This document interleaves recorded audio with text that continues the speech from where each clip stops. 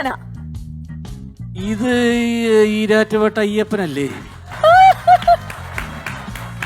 പിന്നെ 30 വർഷം മുമ്പ് ആ വീട്ടിൽ പോയിട്ട്, 30 അല്ല, ഒരു 27-28 വർഷങ്ങൾക്ക് മുമ്പ് പരവംപറമ്പിൽ ട്രാൻസ്പോർട്ട് എന്ന് പറയും.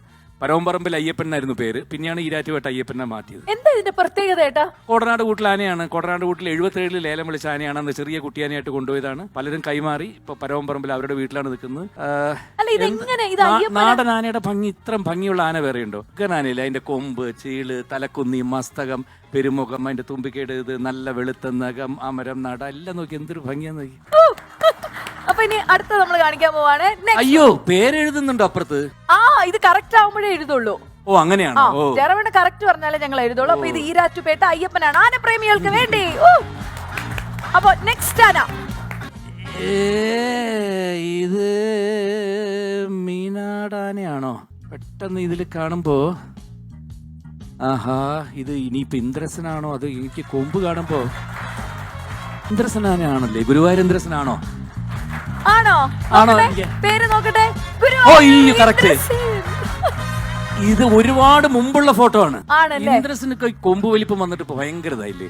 അതാണ് എനിക്ക് പെട്ടെന്ന് കിട്ടാത്തത്. കൊമ്പ് നോക്കിയാണ് കേട്ടോ, കാരണം ഞങ്ങൾക്ക് ഇപ്പൊ കൊമ്പ് നല്ല വലിപ്പമായി കഴിഞ്ഞ ആനക്ക് ഭയങ്കര വലിപ്പം. ഇതിന്റെ ഐഡന്റിറ്റി എന്താ മനസ്സിൽ?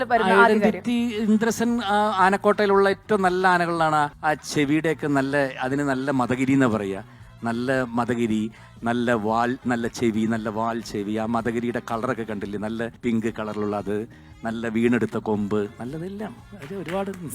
അപ്പൊ നെക്സ്റ്റ് നമ്മൾ പോവാണ്. അടുത്തത് പ്ലീസ്. ഇതൊന്നും നോക്കണ്ട.